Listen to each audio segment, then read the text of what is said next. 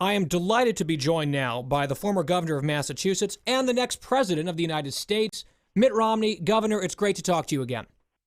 Thanks, Guy. I'm happy to join you today. Well, as I'm sure you know by this point, the campaign controversy du jour is the report that's out this morning that a conservative super PAC is planning to run ads criticizing President Obama's longstanding relationship with his controversial former pastor, Reverend Wright.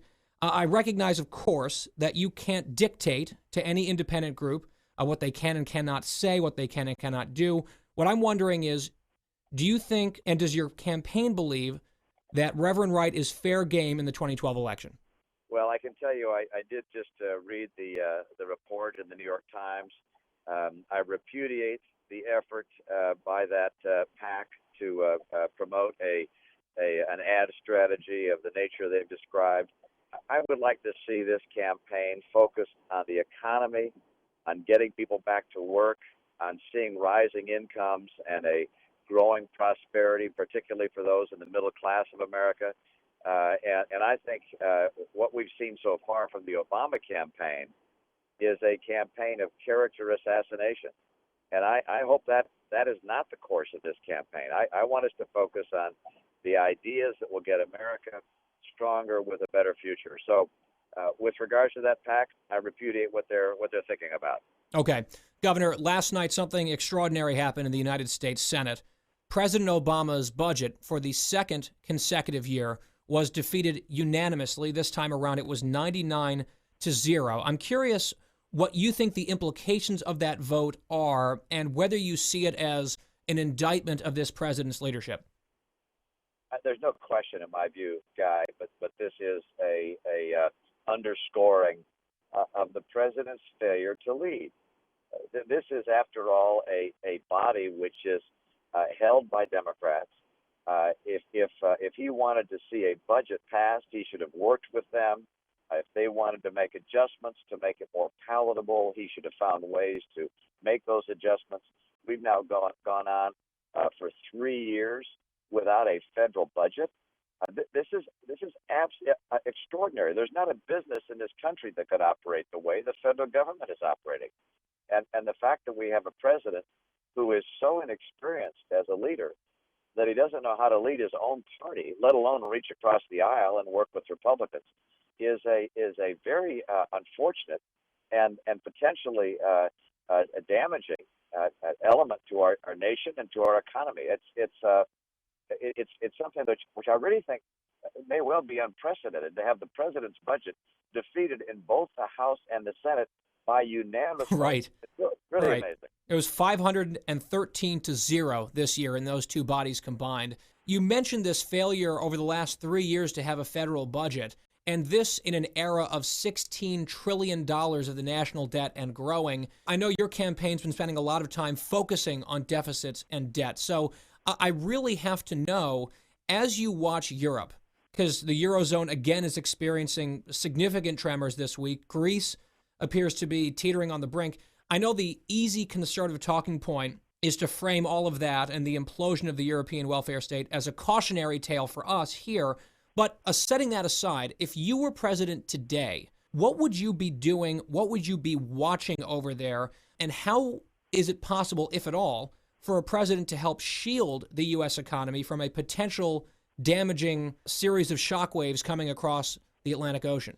Well, when there is a turbulence in industrial and financial markets, the best thing you can do is make America the place that people want to come, both with their capital, with their innovations, with their business expansions. And so this is an opportunity for America to show that we have taken action that Europe did not take, that we have reformed our entitlements to make them solvent long term, that we are dealing with our budget crises, that we're taking action to make America an attractive place for businesses and for job creators. This means that people will be looking to make investments elsewhere, and we want them to look towards us, not looking towards Asia, as in some cases they will be concerned about Europe. So the best thing we can do to help ourselves is to make America a more attractive place for enterprise. And unfortunately, what the president's done is make us less attractive as a place for enterprise.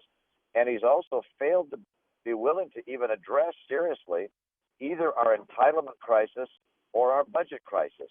And so we will, if Europe goes through pains here, we're going to suffer pains as well, in part because of the failure of this president to improve the attractiveness of America as a place for growth and investment by job creators. I'd like to revisit the point you just made on entitlements, because I'm not sure if you saw this report, Governor, a few days ago in the Washington Post. Senator Tom Coburn, a Republican of Oklahoma, says that President Obama has appealed to him and promised that in his second term, he would be prepared to really make serious progress on entitlement reform.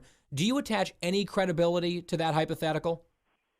Well, it is interesting that the president has a lot of things to say to people behind the screen that he's not willing to say out in the open. And whether that's President Medvedev of Russia, or whether it's at his fundraisers where apparently they take away cell phones from people who attend them, so that there's no recording of what he's actually saying, or even to senators. Look, I think it's very hard to tell exactly what the president would do, other than by looking at his record in his first 3.5 or 4 years, and we can see where he took the nation in these years.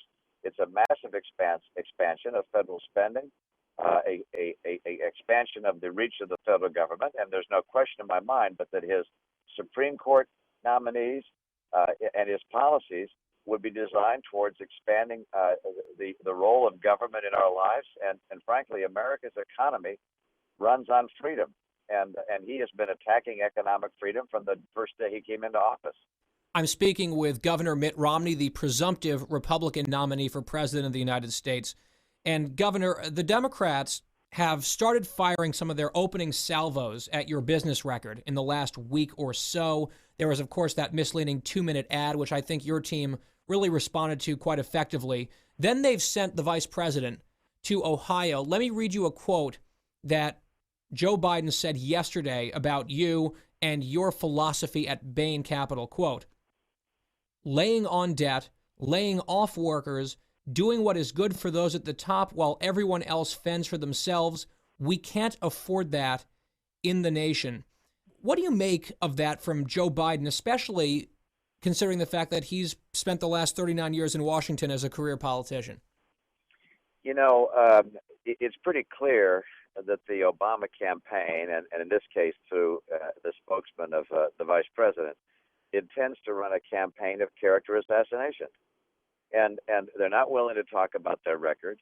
They're not willing to talk about their vision for the future in the country. And if this continues to be a campaign of character assassination, I think you're going to continue to find their campaign treading water. They've not been able to find ground that builds support for the president's reelection. And I think it's in part because people are tired of these kinds of campaigns that are based on distortions and distractions rather than based on the issues people care about. They want to know how we're going to make America's economy stronger, creating better jobs, improving the lot of middle-class Americans. They don't want to hear misguided attacks, whether by the president, the vice president, or by their friends in the media, or by their advertisements. This is just another example of the vice president being an attack dog as opposed to being an idea generator. Okay, but what he's saying is, and you're calling it a distraction and a distortion and misleading, but he's trying to paint the impression in Ohio voters' minds that what you were all about at Bain Capital was piling up debt on these companies, then laying off workers and reaping all sorts of profits. Can you sort of educate this audience and the vice president about what you actually did at Bain Capital and explain why that's a distortion? Yeah, first of all, I note that in the firm I was with, we invested in businesses which ultimately created well over 100,000 jobs. So the idea that we reduced employment is simply wrong. We added employment. Secondly, it was our intent in every investment we made to make the business more successful, to grow it. The idea that somehow you can be successful financially by shrinking businesses or taking them apart is simply wrong. To be successful in enterprise, you want it to grow. and that's the nature of our free economic system. And by the way, there are circumstances where a business is in trouble, and you have to perform surgery to try and save it. I think the most obvious example of that is the president's management of General Motors and Chrysler, where, as you know, under his stewardship, they closed factories, they closed dealerships. Well over 150,000 people lost their jobs as a result of that. I don't think the president wants to run on that record. So, we'll be looking forward to having this debate if he wants to. But frankly, let's be talking about what our plans are for the future and for the economy, as opposed to these kind of personal attacks. Quick tactical question on this front, because I was watching an interview with one of President Obama's spokesmen the other day on CNN, and he said that they are eagerly awaiting to unload similar attacks about other companies as the campaign progresses. I noted that you guys really put together a terrific response to the steel plant attack with an ad up within hours, a Tumblr online that had all sorts of facts and information and data points for people to learn the truth. Did you guys have all of that in the pipeline, or did you anticipate that specific attack? And do you have other areas where you expect the Obama campaign to hit, where you've got a counterpunch ready to go? We'll be prepared to respond to their distortions. I can tell you that I think the American people will tire of a campaign of personal attack, and but it does suggest that that's where this campaign is headed. Yes, and it's interesting. We're talking about some Republican PAC that wants to go after the president. I hope people also are looking at what he's doing and saying, why is he running an attack campaign? Why isn't he talking about his record? Why isn't he talking about his vision for the future? I mean, we'll be coming out with an ad in a couple of days, our first ad. It will be a positive ad, and it's very different than what this president is doing with his approach. I think, frankly, the people of America are tired of this kind of campaign, and if he runs it, I predict he'll lose. Governor, last question. I guess it's a series of questions, but everyone is, especially in the chattering class, and guilty as charged. The buzz is about your eventual running mate. And I know you're asked about this incessantly, and it probably annoys you. I'm interested in a window into your philosophy on this process. I know you've delegated this and the vetting to a team led by Beth Myers. Is this something that you are actively involved in? How are you approaching this decision, and have you settled on any sort of timeline about making that decision and when you might roll it out? Well, Guy, I'm going to give you very little on this front for obvious reasons, but I can tell you that I'm very involved in this process, and that I meet with Beth and that we speak regularly. I receive a number of written materials on the process and on the various people we're considering, but I can't give you anything on the timeline or on the people or precisely what we're looking at, other than to say that I know the American people would want me to pick someone who has, without question, the capability of becoming president if that were necessary. So that's probably the key criteria. And you said you can't give me anything on the people. I'm just wondering if you happen to see several of the op-ed pieces yesterday talking about Bobby Jindal as a strong leader and someone who might be worth taking a look at. Can you at least tell us if he's being vetted, or is that out of bounds too? Sorry. Won't give you any help. Fair enough, Governor. Thank you very much for your time. Best of luck, and we look forward to catching up as the campaign progresses. Thanks, Guy. All the best to you. Thank you, Governor.